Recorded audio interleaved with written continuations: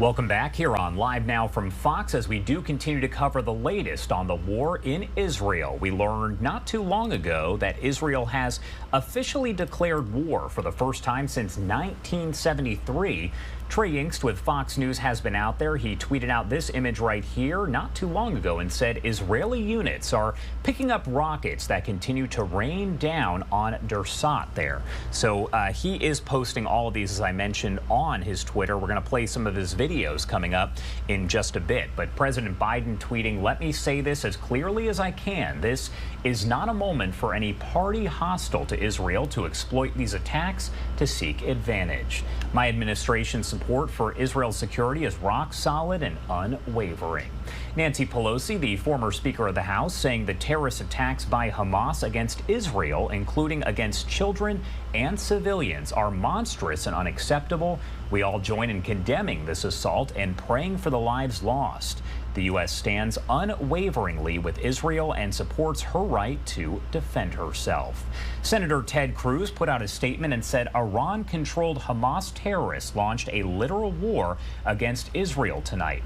Our Israeli allies will now do what they must to defend themselves, and I stand with them as they confront this violence and these atrocities. The United States must continue to support Israel's absolute right to self-defense and ensure that it does have the military resources and diplomatic support it needs to confront the genocidal Iran-controlled terrorists who seek Israel's destruction. Florida Governor Ron DeSantis, a presidential candidate, saying the dastardly terrorist attacks perpetuated against innocent Israeli civilians by Iran-backed terror group Hamas deserve a swift and lethal response. Israel not only has the right to defend itself against these attacks, it has a duty to respond with overwhelming force.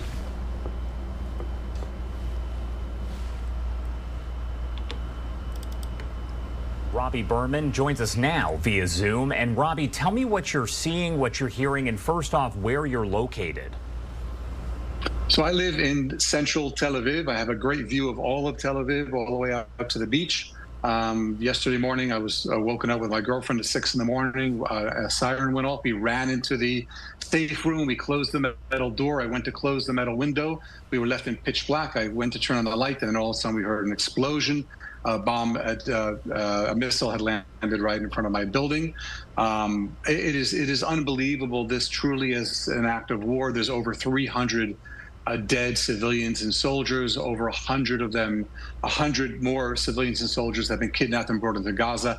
And when I say dead, I mean children, I mean old people.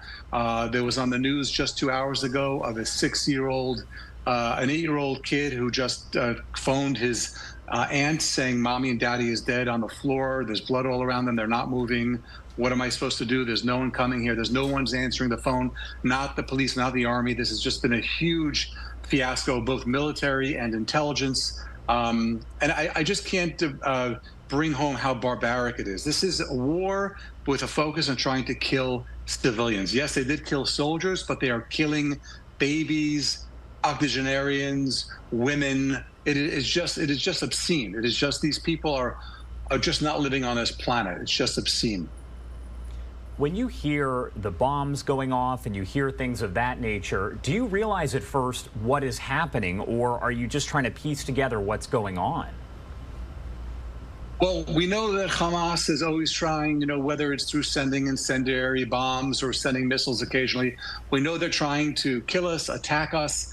It's not really clear, it's not really clear why. I mean, if they want to wipe us out, that ain't going to happen. If there's an issue about the West Bank, about the occupation, there is what to talk about. There has been attempts to try to reconcile this, but by killing innocent women and children, by killing over 300 innocent civilians and innocent soldiers who are just sitting around, and one police station is not answering their phones in the south because all 30 policemen were killed.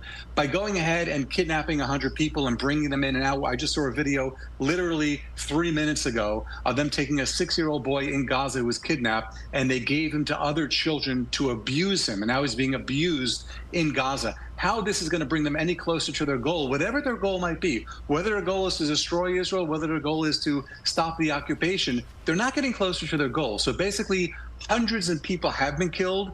More hundreds of people will be killed, including innocent Palestinians living in Gaza. It's just awful all the way around. Trillions of dollars are going to be spent on this ridiculous, needless war. The GDP is going to plummet. I'm a tour guide in Israel. I've already had to give back about $5,000-6,000 last night in deposits that people gave me because they canceled their trips. This is just bad for everyone. And the tragedy, when I hear the personal stories, my friend, who's also a tour guide, her son was murdered yesterday down on the Gaza border. He's a soldier.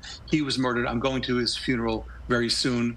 And another friend in Efrat, their son was rumored to have been captured and kidnapped, but now it turns out that he too is also dead. So this is going to affect, if you look at the percentages of hundreds of people dying, we're a small country, we're only a country of the size of 10 million people.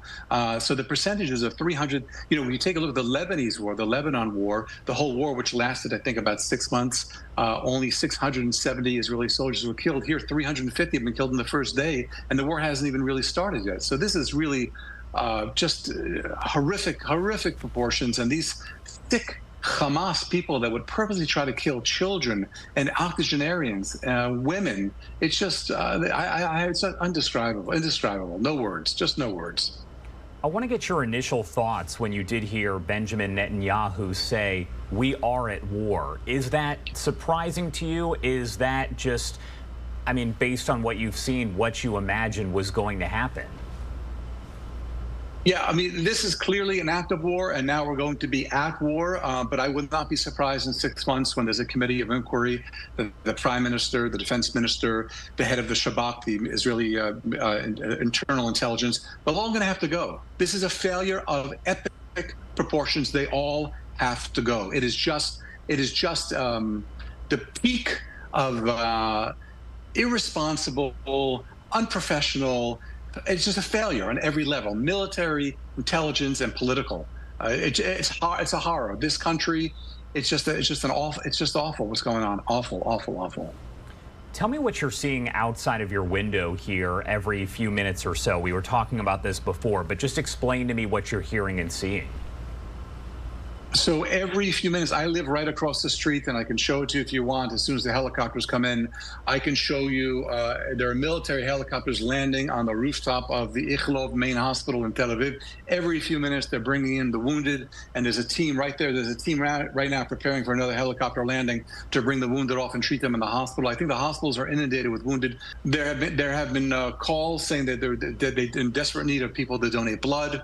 The country is in war mode. Yesterday there was 0 people on the beach, 0 people on the road. We are at war. Israel is at war. It was a surprise attack on the level of Pearl Harbor, for sure. And this was on a holiday, correct, when all of this happened? Right. It was on a holiday, believe it or not, called Simchat Torah, which is the joy of Torah. So on the day when we're supposed to be celebrating joy, people were hunkering down, scared, and there are still, you and I are talking now, we don't really hear explosions, but there are communities in the south near Gaza. They are still under attack. Terrorists are still in their kibbutzim, in the moshavim. They are still inside houses. The army is trying to cleanse house to house and trying to kill those terrorists, and they still have not succeeded. So there are people living in fear inside of Israel. There are people being killed today, soldiers being killed today. Every half hour on the news, we're getting news about more soldiers being killed. We are at war. Hamas is our enemy. The whole world views them as a terrorist organization. It's time to take them out once and for all. And whoever supports them, like Iran, has to be taken down too. Enough is enough. We can't just wait and let status quo allow them to continue to build nuclear weapons or conventional weapons. It's over. You have to make a decision. Are you for us or you're against us? You're against us. Let the good conquer the evil. And they are evil. Hamas is evil. Look at what they're doing to women and children and infants. And tell me how long you've lived there and what it's been like over that time. I moved here from New York in 1989. I just graduated Yeshiva University. I came from Woodmere, Long Island, New York. I've been here for 34 years. I've served in the armies. I've served in the territories. I've served in the West Bank. Yes, there is a problem. Yes, we have an occupation. Yes, innocent Arabs get killed by the army. But that's not the army's goal. The army's not trying to kill innocent Arabs. Hamas are trying to kill innocent Israelis. Hamas are trying to kill babies, women, and octogenarians. These people are evil down to the very core, and the world needs to band together and take them out. There's no more discussion. There's no more denying them money. There's no more discussion. We need to kill their leaders, and whoever tries to support them, we got to put them in prison and throw away the key for as long as we can. What do you hope that the U.S. will do here? Are you hoping the U.S. will step in to help? That's a great question. I really, truly hope that President Biden will put as much pressure as he can in any which way on Iran, on Egypt, on any country that he can to release over 150 innocent women and children who are now being held hostage in Gaza, in tunnels, in holes. They're being abused, they're being raped, their eyes are being gouged out. Whatever's going on there, they're alive. And we need Biden, we need President Biden. We hope that President Biden will stand behind his words and not just say that there's no daylight between us, that he supports us, but actually take action. We don't want words. I don't want words from my prime minister. I don't want words from the president. I want actions taken by them. There are innocent people right now suffering on the threat of death in Gaza, and only President Biden, who's the most powerful person in the world, can make a serious effort in getting them out safely, and I hope he does that. Do you see an end to this anytime soon, or do you think it's only going to escalate from here? This particular war with Hamas, I don't see it ending. I see it as a war, a conflagration. I don't see it ending. As far as the Palestinians, as far as the West Bank, I think there's a lot more that Israel can do to try to bring a peaceful resolution to that, as well as the Palestinians. I think there's enough blame to go on the Palestinians and Israel, and both of them need to work on this together. But as far as Hamas and Gaza, there's no one to talk to. There's no one home. There's no one home. The insane people are running the asylum. There's no one home. You need to take them out. All right, Robby Berman, thank you so much for taking the time to join us here. Is there anything else that you want to add before I let you go? I just want to say I'm really sorry for my friends in Renana who lost their son and got killed. And there are a lot of people here who have had their loved ones killed, and even worse, loved ones who've had their children kidnapped, and they don't know what's being done to them, and they don't know if they will survive. So my heart goes out to them. Have you been able to fully process what's going on just yet?